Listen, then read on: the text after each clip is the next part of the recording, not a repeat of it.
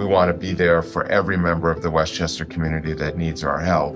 People depend on us to be that rock and that stability in their lives. And we can only do that if we have the support of our entire community. There are so many clients that have had such hard lives and have worked so hard. Having a substance use issue or a mental health issue or a co-occurring disorder is not a consequence of a personal failing. Everybody's trying their best, and they really do need kind, compassionate care. Drew is a very patient man. Secretly, I was like, well, I'm this drug addict, and I'm not good enough to be around these people. And little by little, he taught me, listen, you're just as good as them. My parents both were drug addicts. I was also born addicted. And I had a vicious heroin problem. I was young, 15. First time I did it. We'll spend the next 20, 25 years in and out of jail. I did bad all these years, and then yes, I turned it around and started being a better person. WJCS taught me how to love myself. If you're 25 and under, your brain chemistry can change just by using substances.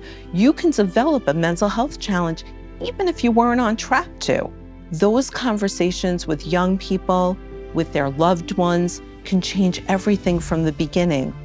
My son was a junior in high school when COVID hit. He was very much struggling with anxiety that we hadn't even known was there. He had cannabis use disorder, and we didn't know about that either. There's no manual for good parenting, and when things get tough and you feel like you're in crisis mode, it can be a bit overwhelming and you don't even know what the right thing to do or say is. Craft is designed for anyone who has a loved one who has a substance use problem. That program brought a lot of strategies for how to communicate better with our son. There's nothing you want more than to have a good relationship with your child. Somebody comes for mental health services, but they're hungry or they're homeless or they don't have a job. We have employment specialists and we have care managers and we have peers, people with lived experience in addition to the therapy. So it wraps services around people to really help them heal in a comprehensive and holistic way. You're given tools to survive in society, and you're getting the support that you need to transform your life. I was able to get a voice so I could more speak out against the abuse that I was facing. I got the help I needed. First, I got a counselor, and then I was set up with a psychiatrist, and someone helped me find a job. Just being able to see how far both of them have come, it feeds my soul just as much as they say that we feed theirs. Even as a staff person, as a person who has her own very complicated mental health journey, I have never seen people care as much for the clients. Every day, they're saving people's lives. I reached a point where I was sick and tired of the person I was becoming. I dealt with, and just intrusive thoughts that were taking over me, and, just like, I had to deal with self-harm a lot. Therapy actually benefited me a lot. It's helped my family. They've seen the person I became. As I became the first person in my family to go to college, I don't think I would have ever been to college without the help of WJCS. We save our society so much money by helping people heal from trauma who otherwise might have ended up incarcerated or in the hospital or in residential facilities. When you work with somebody who has gotten the message that they're not important, and when they've gotten that message so often, then it's hard for them to believe that they're important.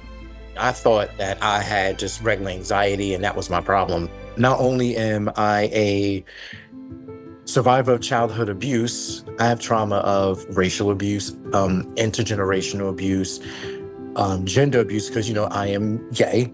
I had many different levels and layers of triggers and traumas that started when I was a kid and even into adulthood. My therapist was able to help me build that trust by getting to understand me, allow me to be me. I'm now a survivor versus a victim. WJCS has taught me to live in my truth and to be authentic. It doesn't happen overnight, and I still got work to do, but when you say, could you imagine life without it? No. When I was a child, I experienced a ton of trauma.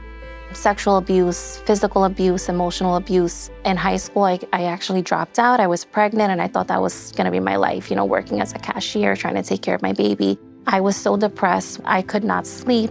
I was able to get help from my therapist and just have the support that I needed. My girls also have special needs and she was very supportive. She would give me advice for the girls and show me different resources that I had no idea existed to get them services that they needed. Without the mental help that we received, I don't know where we'd be today. I honestly don't know how far I would have gotten in life. When families are under stress, under-resourced, any variety of things can cause adverse childhood experiences to build up and cause negative outcomes later in life. Our programs work to build social connections, but we have to show families the value of those social connections. When I became connected with WJCS, I was a first-time mom in a one-income household. The center helped guide us with the fundamentals of social-emotional readiness. I had the opportunity to volunteer and then transition as part-time staff. And the Parent Child Plus program extends to food insecurity needs, mental health needs.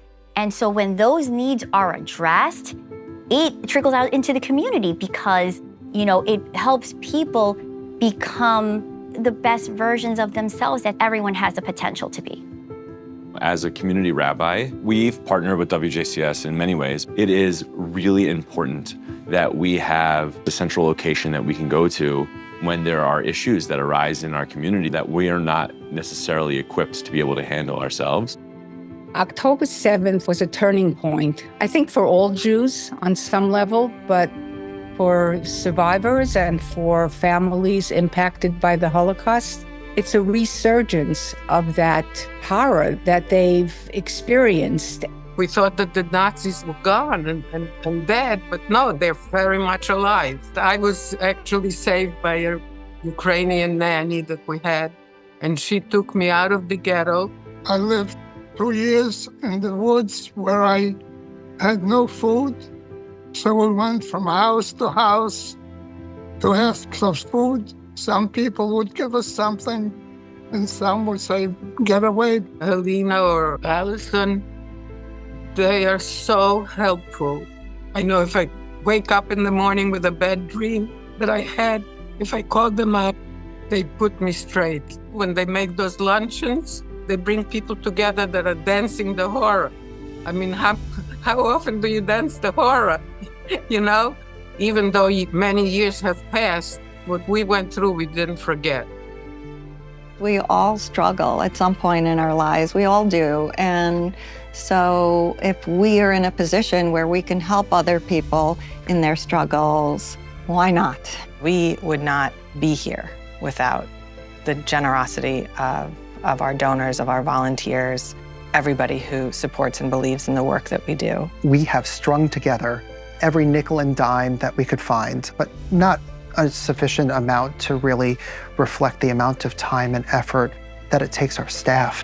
The investment in WJCS is the investment in innovation, in creativity, in best practices, in taking all of that and making them evidence-based practices. You need truly supportive individuals and corporations and the private sector to truly make this work. When you make that donation, you just never know the impact you can have on someone's life. Every dollar goes a long way in fighting a problem that plagues us to this day. With your help, we can expand our reach, expand our services, be in more places for more people to help more of our community lead better lives. That's the Jewish values. It's the great humanitarian values. And in a time when the world is looking very bleak, we want a way, an opportunity to express our humanity and get strength from that.